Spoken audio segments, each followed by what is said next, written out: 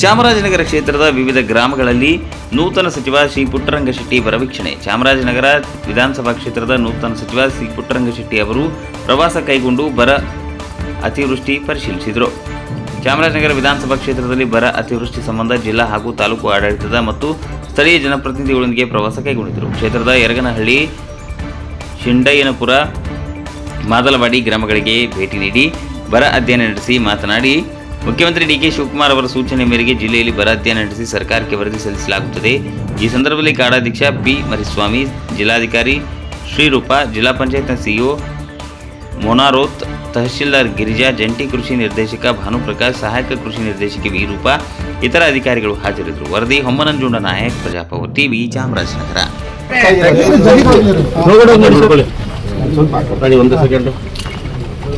ಈಗಾಗಲೇ ಬರದ ಆವರಿಸಿದ್ರಿಂದ ನಾನು ಚಾಮರಾಜನಗರ ಜಿಲ್ಲಾ ಉಸ್ತುವಾರಿ ಸಚಿವ ಗುಂಡ್ಲುಪೇಟೆ ತಾಲೂಕಿನ ಬರದ ಅಧ್ಯಯನ ಅಧಿಕಾರಿಗಳ ಸಮಿತಿ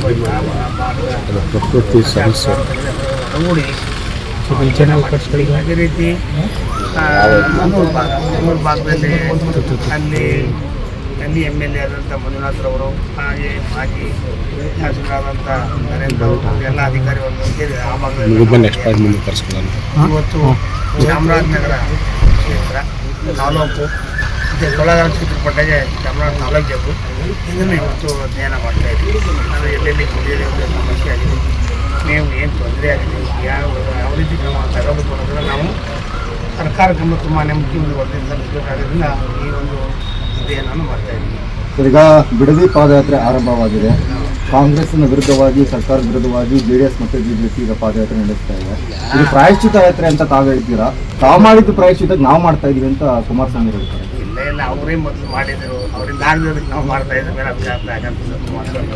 ಅದು ಒಳ್ಳೆ ಕೆಲಸ ಅಂತ ಕುಮಾರಸ್ವಾಮಿ ಗೊತ್ತಿತ್ತು, ಆ ಕೆಲಸವನ್ನು ಮಾಡ್ತಾರೆ. ಸರಿಯಲ್ಲ, ಅದು ಟೌನ್ಶಿಪ್ ಆದರೂ ಭಾಳ ಒಳ್ಳೆಯದು. ಇವರು ಇವತ್ತು ಚಾಮರಾಜನಗರ ಇದಿಷ್ಟು ಇದ್ರೆ ಸಾಧ್ಯ, ನೀರಷ್ಟು ಬೆಳಿಬೇಕಲ್ಲ, ಅದು ಅರ್ಥ ಮಾಡ್ತಾರೆ ಒಳ್ಳೆ ಕೆಲಸ. ಅದಕ್ಕೆ ಒಳ್ಳೇದಕ್ಕೆ ಅವರು ಕೈ ಜೋಡಿಸೋಗಿ ನಾ ಈ ಥರ ಮಾಡ್ತಾರೆ, ಸರಿಯಲ್ಲ. ಸರ್, ಈ ವಿಚಾರವಾಗಿ ಕಾಂಗ್ರೆಸ್ ಸರ್ವನಾಶ ಆಗುತ್ತೆ, ಲೂಟಿ ಹೊಡೆಯೋ ಕೆಲಸ ಮಾಡ್ತಿದ್ದಾರೆ ಅಂತ ಕುಮಾರಸ್ವಾಮಿ ಆರೋಪ ಸರ್. ಅದೆಲ್ಲ ಇಂದವ್ರು ಮಾಡಿರೋದ್ರಿಂದ ಇವತ್ತು ಮುಂದೆ ಈಗ ಹೇಳ್ತಾ ಇದ್ದಾರೆ ಅಷ್ಟೇ. ಇಲ್ಲ ಹೇಳಕ್ಕೆ ಹೋಗೋದು ಯಾರನ್ನೂ ಲೂಟಿ ಮಾಡೋಕ್ಕಾಗಲ್ಲ. ಅದು ಯಾವ ಥರ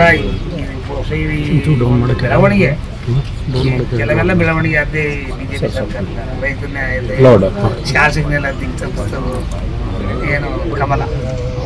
ಸರ್, ಈಗ ಸಚಿವ ನಾಗೇಂದ್ರ ಅವರ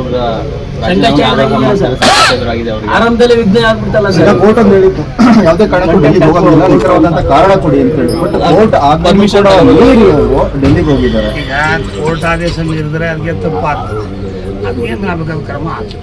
ಈಗ ಮೇಜರ್ ಅಲಿಗೇಷನ್ ಸರ್, ಛಲವಾದಿ ನಾರಾಯಣಸ್ವಾಮಿ ಹೇಳ್ತಾರೆ ಸಚಿವರಾಗಕ್ಕೆ ಸಾಕಷ್ಟು ಹೈಕಮಾಂಡ್ಗೆ ಪೇಮೆಂಟ್ ಕೊಟ್ಟಿದ್ದಾರೆ, ಬಟ್ ಇನ್ನೂ ಕೂಡ ಖಾತೆ ಹಂಚಿಕೆ ಯಾಕಾಗಿಲ್ಲ ಅಂದ್ರೆ ಡಿಮ್ಯಾಂಡ್ ನಡೀತಾ ಇದೆ, ಇಂತಿಷ್ಟು ಖಾತೆಗೆ ಇಷ್ಟಿಷ್ಟು ಕೋಟಿ ಕೊಡಬೇಕು ಅಂತ. ಆದ್ರೆ ಛಲವಾದಿ ನಾರಾಯಣಸ್ವಾಮಿ ಅವರು MLC ಆಗ BJPಗೆ ಎಷ್ಟು ಕೊಟ್ಟಿದ್ರು, ಅವ್ರನ್ನ ವಿರೋಧ ನಾಯಕರಿಗೆ ಎಷ್ಟು ಕೊಟ್ಟಿದ್ರು BJPಗೆ, ಆ ಕೆಲಸ ಅವ್ರು ಮಾಡಿರ್ಬೇಕಂತ ನಮ್ಗೆ ಗೊತ್ತು.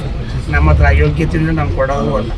ನಾವು ನಮ್ಮ ಪ್ರಾಮಾಣಿಕವಾಗಿ ಏನು ಮಾಡಿದ್ದೀವಿ ಅಂದರೆ 8 ವರ್ಷಗಳ ಕಾಲ ಅದನ್ನೆಲ್ಲ ನಮ್ಮನ್ನ ಗುರುತಿಸಿಕೊಟ್ಟಿದ್ದೀವಿ. ನಾವು ₹1 ಕೊಡೋ ಅಂತ ಯೋಗ್ಯತೆ ನಾವು ಯಾವಾಗ ಹಂಚಿಕೆ ಆಗ್ಬೋದು ಸರ್ ಖಾತೆಗಳು? ಇವತ್ತು ನಾಳೆ ಆಗ್ತದೆ ಸರ್. ಡೆಲ್ಲಿಲಿ ಅವರು CM ಹಂಚಿಕೆ ಆಗುತ್ತಾ? ನಾಳೆ ಆಗ್ತದೆ. ಯಾಕೆ ಸರ್ ಇಷ್ಟೊಂದು ಕಷ್ಟ ಆಗ್ತಾ ಇದೆ? ಡಿಮ್ಯಾಂಡ್ ಮಾಡಿದಾರೆ ಸರ್, ಡಿಮ್ಯಾಂಡ್ ಜಾಸ್ತಿ ಆಗ್ತಾ ಇರೋದ್ರಿಂದ ಈ ರೀತಿ ಖಾತೆ ಹಂಚಿಕೆ ಆಗ್ತಾ ಇಲ್ಲ ಅಂತ. ಏನು ಡಿಮಾಂಡು ಗೊತ್ತಿಲ್ಲಪ್ಪ ಅಂತ. ನನಗಂತೂ ಯಾವ ಖಾತೆ ಕೊಟ್ಟು ನಿಭಾಯಿಸ್ತೀನಿ. ನಮ್ಮ ಹೈಕಮಾಂಡ್ ಏನು ಕೊಡ್ತಾರೆ ನಾ ಬದಲಾಗಿದ್ದೀನಿ ಕೊಡ್ತಾರೆ. ಇನ್ನೊಂದು ಸರ್, ಕೊನೆಯದಾಗಿ ಬಾಲಕೃಷ್ಣ ಅವರು ಮಾತನ್ನು ಹೇಳ್ತಾರೆ, ಈಗ ಅಸಮಾಧಾನಿತ ಹಿರಿಯ ಶಾಸಕರ ಸಮಾಧಾನ ಮಾಡಬೇಕಂದ್ರೆ ನಾವು ತ್ಯಾಗಕ್ಕೆ ಸಿದ್ಧ ಅಂತ ಹೇಳಿ. ಈಗ ನಮ್ಮ ಹೈಕಮಾಂಡು ಅವಾಗ ಹೇಳಿ ನನಗೆ ಹೇಳಿ ನಾವೆಲ್ಲ ತ್ಯಾಗಕ್ಕೂ ನಾವು ಸಿದ್ಧವಾಗಿದ್ದೀವಿ ಸರ್. ಆಮೇಲೆ ಮುಂದೆ ಶಾಸಕರು ನಮ್ಮ ಪಕ್ಷಕ್ಕೆ ಬರ್ಬೋದು ಅನ್ನೋ ರೀತಿ ಒಂದು ಆಹ್ವಾನವನ್ನು ಕೊಡೋದು ಸರ್ ಕುಮಾರಸ್ವಾಮಿ ಅವರು. ಕಾಂಗ್ರೆಸ್ ಗೊತ್ತಿದ್ರೆ ಅದೇ ಬುದ್ಧಿ ಅವ್ರೇ ಆದಂತ ಮಾಡಿದ್ರು, ಯಾವತ್ತೂ ಗೊತ್ತಲ್ಲ.